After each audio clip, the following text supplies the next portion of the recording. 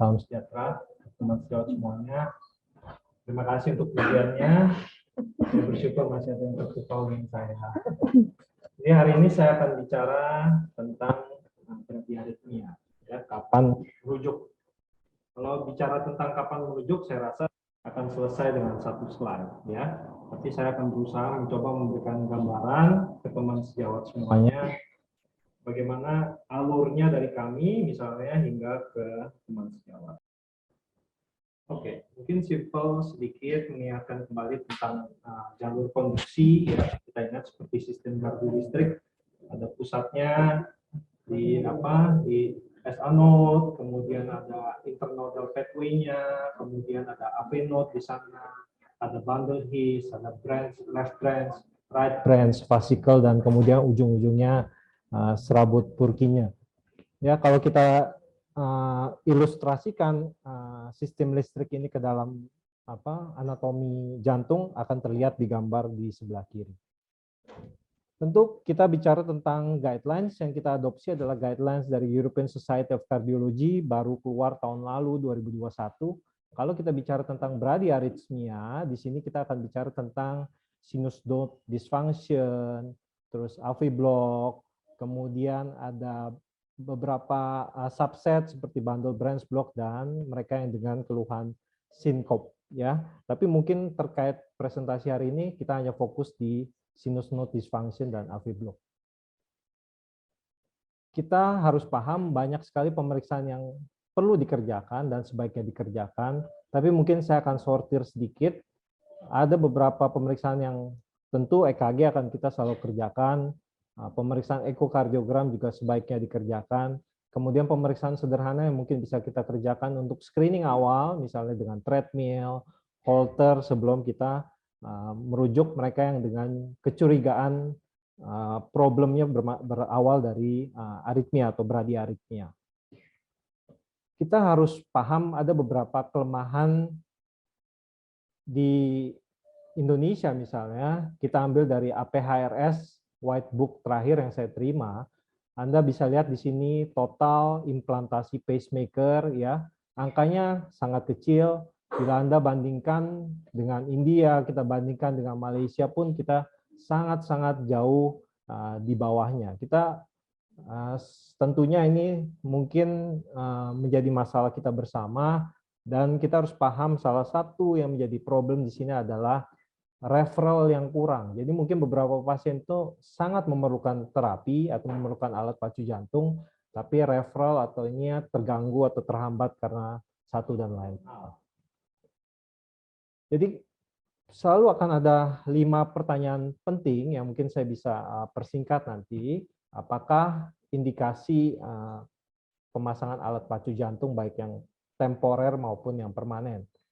Ya, untuk yang temporer tentunya kalau mereka, kita kembali lagi ke algoritma ACLS, mungkin sebagian dari teman sejawat tahu bradyarrhythmias yang sudah kita berikan sulfasatropin, kemudian dopamin dosis tinggi tidak respon, mungkin mereka adalah subset pasien yang memerlukan temporary pacemaker.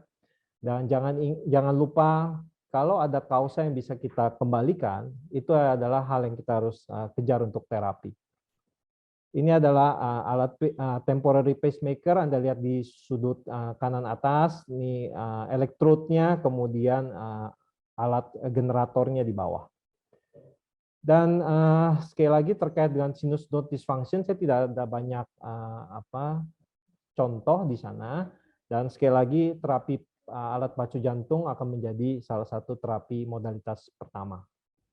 Dan kemudian mereka yang dengan asimptomatik, tapi gambaran rekamannya ada kecurigaan sinus node dysfunction, kita menggunakan cut off point-nya ada sinus pause atau sinus arrest yang lebih dari 6 detik. Sebagai contoh misalnya di gambar ini Anda bisa lihat contoh ada pause atau jeda yang cukup jauh. Ini kebetulan pasien yang sudah dipasang alat pacu jantung. Dan kemudian untuk AV block kita akan kembali ingat ya ilmu yang kita dapat dari ACLS, ya, second degree AV block type 2, third degree ke atas, baik mungkin basicnya sinus maupun atrial fibrilasi selalu menjadi indikasi utama untuk diberikan terapi alat pacu jantung. Ini contoh Anda lihat total AV block dengan gambaran escape rhythm seperti right bundle branch block. Kalau Anda menemukan pasien dengan gambaran seperti ini, sudah jelas bahwa pasien ini kecil kemungkinannya akan convert atau terkendali dengan bantuan obat-obatan seperti dopamin dan sulfasalazine. Dan kemudian untuk mereka yang dengan PR interval memanjang, kita menggunakan cut-off point lebih dari 0,3 detik untuk indikasi pemasangan alat pacu. Seperti contoh yang digambar ini, PR interval yang memanjang. Kemudian menjadi cut-off atau menjadi tenggat buat kita adalah mereka yang mengalami ada kausa sekunder seperti infark miokard, kemudian ada AV block di sana. Jedanya kita menunggu kapan diberikan pemasangan alat pacu jantung permanen menjadi lebih pendek dibandingkan dahulu. Mungkin karena reperfusi sudah lebih baik, jadi kita bisa evaluasi dengan cepat apakah blok tersebut bisa convert dalam waktu 5 hari setelah infark miokard. Kita tidak menunggu sampai 7 hari, tidak menunggu sampai 14 hari seperti rekomendasi sebelumnya. Ya, ini contoh sekali lagi ada high degree AV block. Kita tahu kausanya karena ACS, ada STEMI inferior. Mungkin subset seperti pasien ini kita tidak menunggu sampai 10 hari, 14 hari baru kita pikirkan untuk alat pacu jantung permanen. Kemudian device apa yang kita harus rekomendasikan? Secara umum, sebelum melakukan tindakan apapun seperti device, kita selalu harus bicarakan dengan baik, inform consent dengan pasien, apa kira-kira resikonya, apa keuntungannya, bagaimana cara hidup bersama dengan alat pacu jantung permanen misalnya. Dan kalau kita lihat perjalanan alat pacu jantung sekian dekade yang lalu, Anda bisa membayangkan kalau saya menggunakan alat pacu jantung dengan generator yang besar, mungkin akan sangat mengagetkan Anda semua. Kemudian alat pacu jantung beriring waktu semakin lama desainnya semakin kecil, semakin ringan, bahkan sekarang ada tipe leadless pacemaker dari beberapa vendor. Ya, ini Anda bisa lihat sejarah pacemaker, dan kebetulan saya ada di era milenial, jadi saya menggunakan alat pacu jantung yang cukup handy ya, cukup kecil.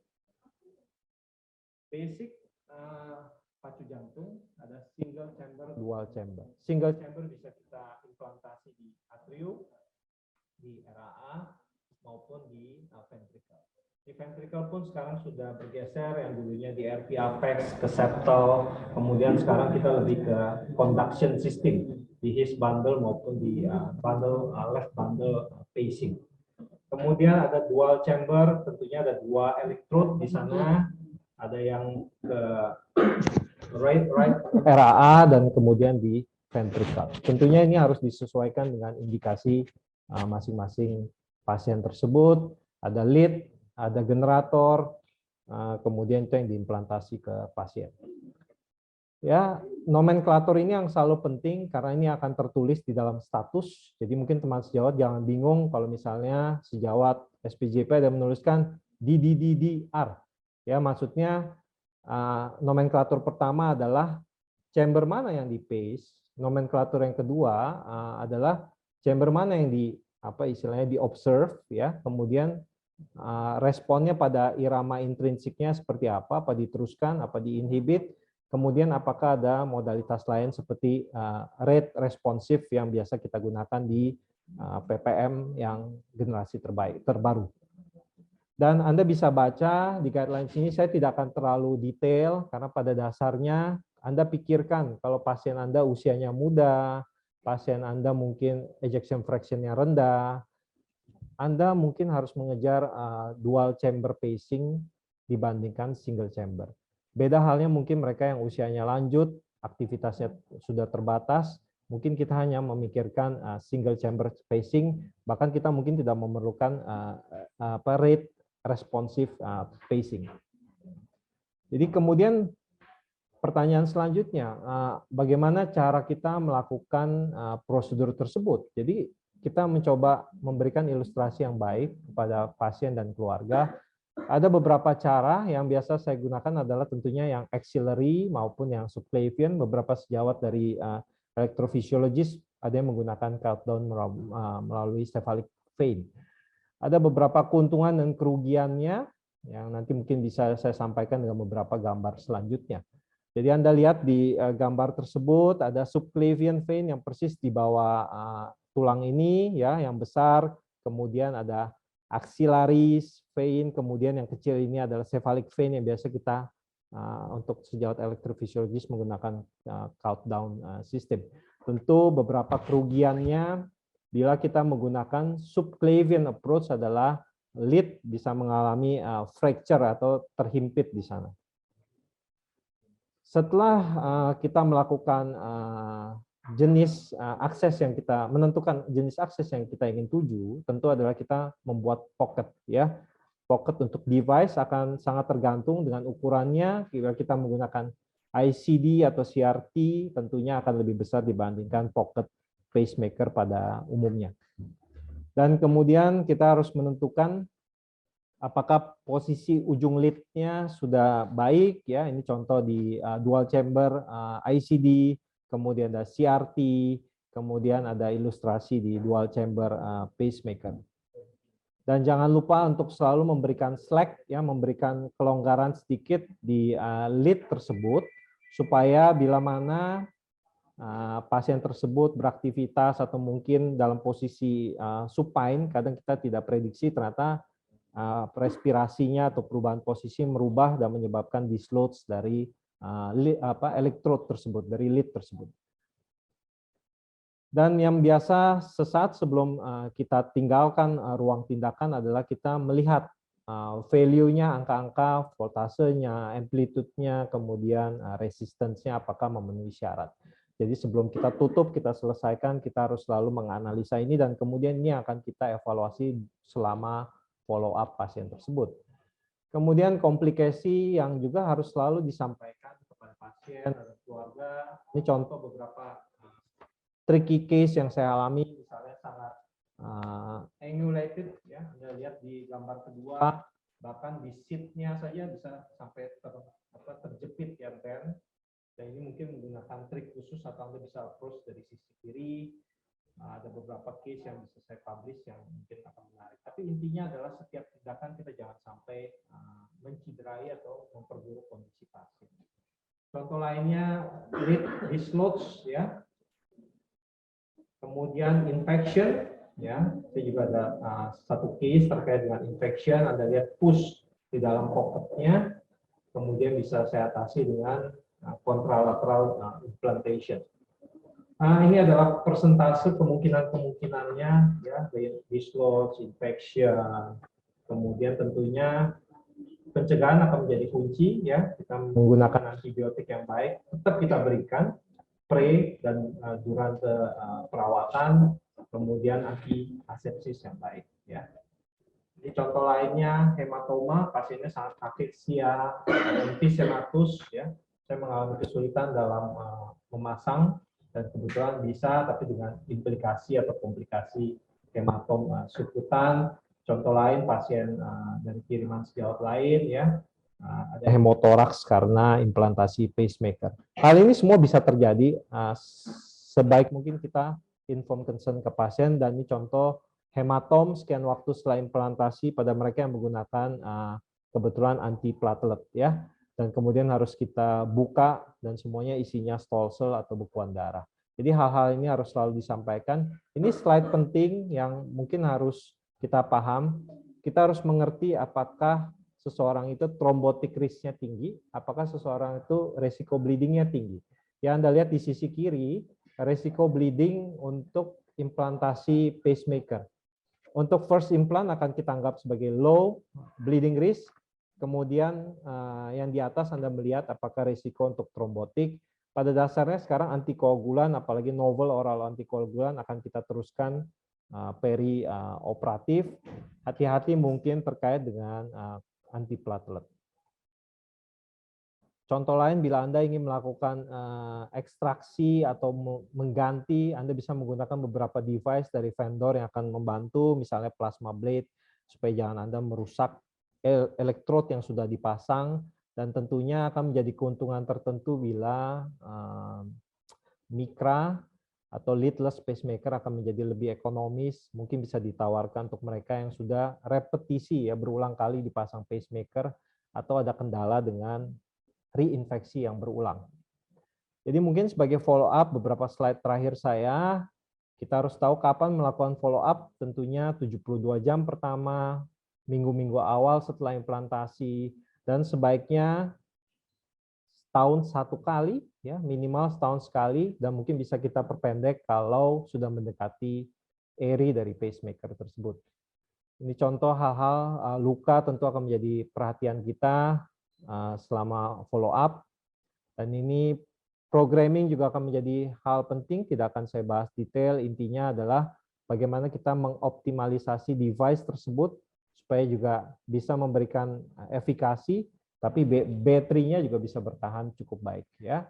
Ini contoh sekarang alat menggunakan rata-rata Bluetooth, jadi kita tidak perlu terlalu scary ya menempelkan sesuatu ke patient dalam follow up, dan sebenarnya beberapa device kita bisa melakukan remote monitoring tentunya dengan harga yang extremely high ya. Jadi mungkin indikasi kita menggunakan EC Guidelines 2021, jangan lupa device tentukan kapan temporary, kapan permanent pacemaker, single, dual chamber, atau mungkin dengan CRT atau ICD, kemudian tentunya mildly surgical, saya biasa menggunakan anestesi lokal untuk pasien tersebut, kita bisa berbicara selama tindakan, prevensi untuk complication dan informasi ke pasien keluarga akan menjadi hal penting, dan selama follow up adalah bagaimana kita mengoptimalisasi device tanpa mengurangi efikasi dari terapi pacu jantung tersebut. Jadi mungkin kembali lagi ke pertanyaan dari tugas yang saya bawakan hari ini. Kapan kita merujuk? Tentunya bila ada indikasi untuk pacemaker sudah saya sampaikan. Kemudian bila kita memerlukan pemeriksaan tambahan untuk menentukan apakah seseorang itu memang benar memerlukan alat pacu jantung, atau mungkin bila Anda memerlukan upgrade device, ya ini saya sambil jalan ya, contoh misalnya pasien tersebut ada block dan kemudian IF-nya rendah, mungkin primary prevention dia memerlukan ICD terapi. Dan bila ada komplikasi atau troubleshooting terkait dengan pacemaker, saya sudah sampaikan beberapa hal yang menjadi hal-hal yang sering, dan jangan lupa kapan kita merujuk tentunya kalau memerlukan follow up.